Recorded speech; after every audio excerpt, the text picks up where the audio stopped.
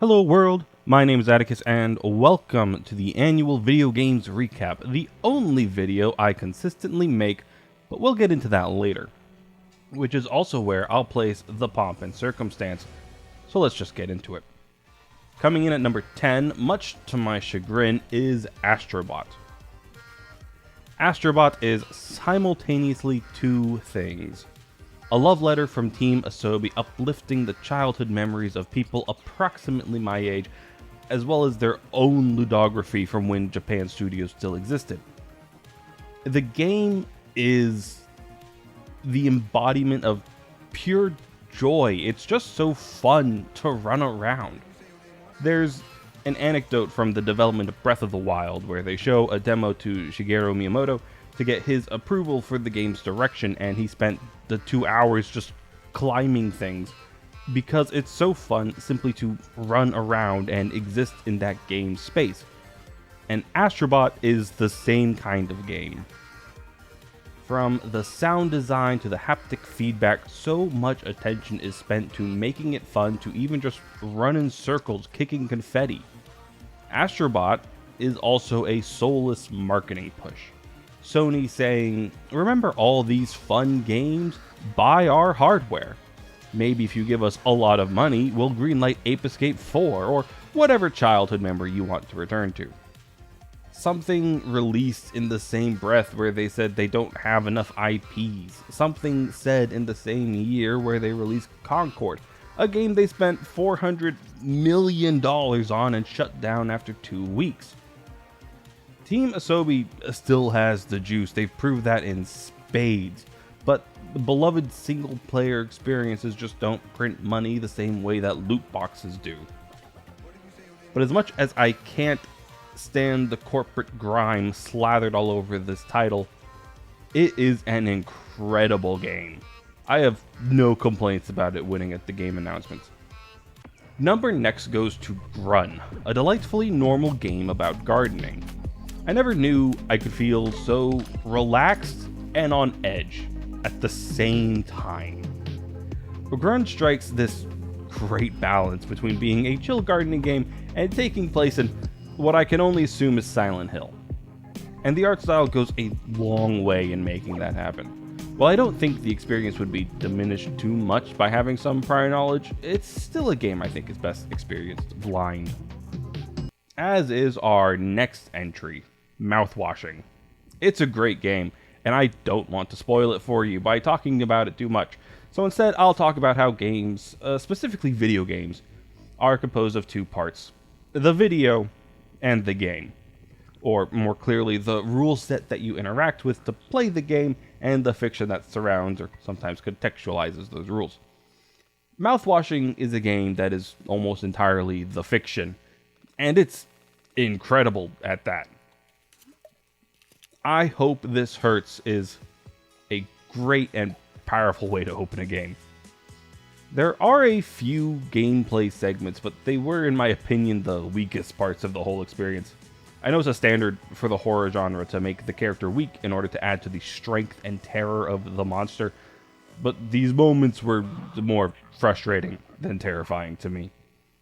If it seems like I'm just being negative to the 8th best game of the year, please understand that it's only because I cannot talk about all that makes it great. And now we're 3 for 3 in games that you really ought to just trust me and go play for yourself with 1000x Resist. Do it. Go play it right now. Pause the video. I'll be right here. Now that you've played it, I can talk about it, right? Wrong. I don't trust you for a second. Finally, we can talk about the games again, except I'm very bad at UFO 50. This game, or this collection of 50 games, is a marvel. I dipped my toes into maybe 5 of them and was terrible at every single one. But I could still appreciate the design amusement park that UFO 50 seems to be, even if it's from a distance. Alright, we're in the top 5, and I'll talk about the games again. You like Hollow Knight? You like the Sekiro? You'll like Nine Souls, a lovely Barbuda-like with a big focus on parry-based combat. The world is great fun to explore and learn about, and a good story with twists that honestly surprised me despite how obvious they seem in retrospect. The combat is challenging and rewarding, and if you find it too difficult but still want to experience the story, the game comes packaged with accessibility options that allow you to curate just how difficult the game is. Tactical Breach Wizards is phenomenal. Most SRPGs attempt to be large-scale battles with you as the general, dozens of units vying for control over a decently sized map. Tactical Breach Wizards runs in the opposite direction. Instead of long-term plans for map domination and objective clearing, Tactical Breach Wizards cares much more about the snap second-by-second decisions. The maps are just single rooms with rarely more than 10 people in them. Enemy units, and yours technically, can be defeated either by reducing their health or by knocking them off the map, usually through a window.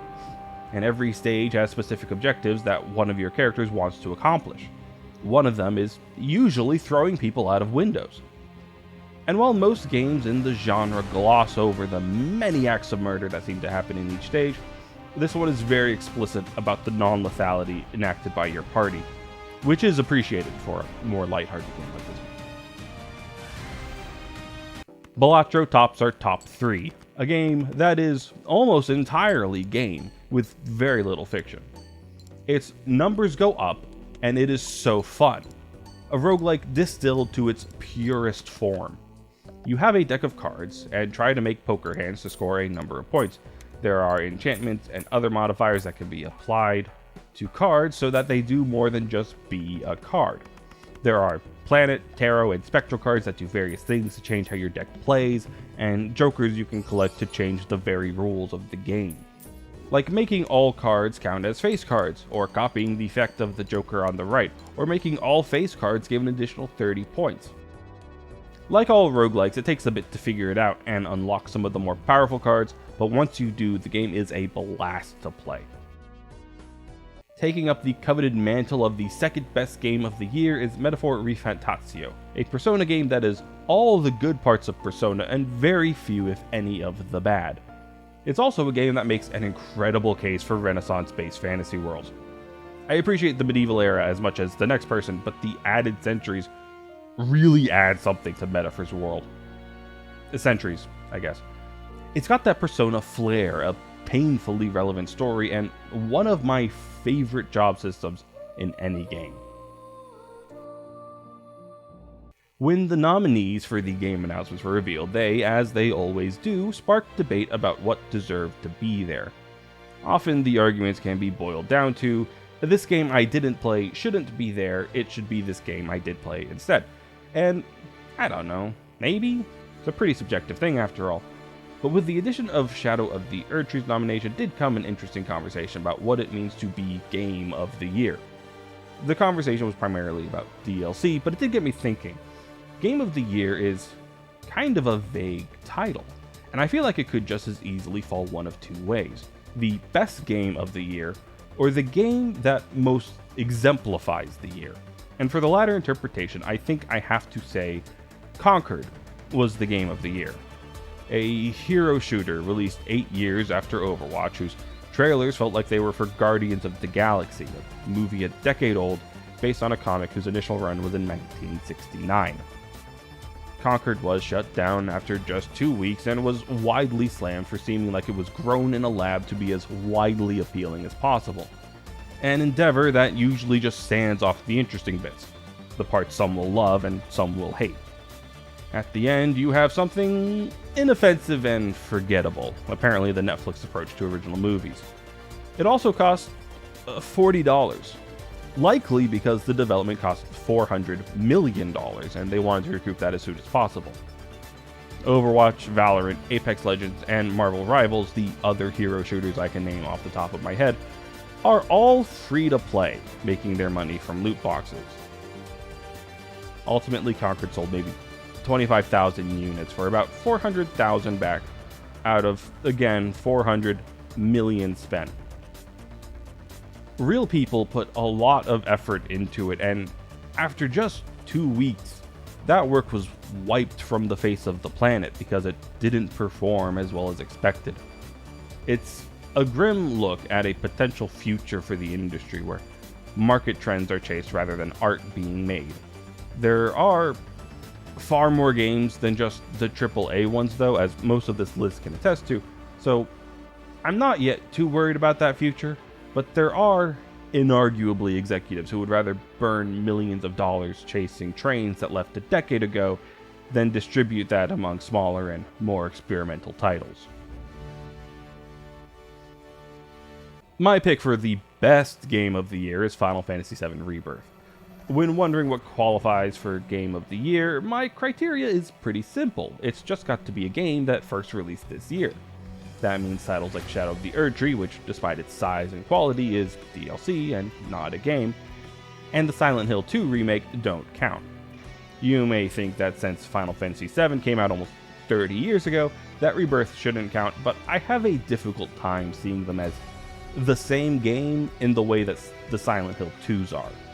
While the stories are frustratingly similar even after remakes end, the gameplay, side quests, and Queen's Blood are distinct enough for me to consider it a unique entry in the Final Fantasy VII compilation. And for all of the reasonable faults I see people bring up, the game is still an absolute joy to play. Maybe it's nostalgia, maybe people just don't like minigames for some reason. I'm personally already looking forward to playing back through it when the third remake entry is about to be released. And those are the 10.5 games of the year. I really thought I'd get back to just 10 this year, but turns out it's tough making a list of exactly 10 things. Who knew? Now for the channel updates. I've admittedly not been doing much with the YouTube channel lately, but I would like to change that. Over the course of November, I wrote 7 video scripts with the idea that with steps 1 and 2 out of the way, it'll be easier to get myself to record and edit and actually make a video a month. In addition to those videos, I also intend to stream. When I started making videos, I had a second channel called The Break Room, where I uploaded daily Let's Play videos for about 6 months. Streaming, or something similar, has been something I've wanted to do, and I have a few video ideas that I think would lend themselves well to being streamed, including a Pokemon series called Efficiently Effective, where I beat every Pokemon game with as few Pokemon as possible, while still having a stab bonus against every gym. The ultimate goal is to determine which region best prepares its champions. The other is an investigation into exactly how much time passes in Final Fantasy XIV. I had both of these ideas for a while, but I put them off because I think they'd be great streaming, so I figure for 2025 I'll finally give that an earnest shot. If you only like watching the YouTube videos, the new stream schedule should not impact that at all, and likely will help me make more videos, as neither of those series are on my video list, so every so often you'll just get a bonus video. If you want to join the streams, they'll be at twitch.tv/PRJCTMUTT. And if not, you already know where to find the videos. With that, I have been Atticus, and thank you for participating.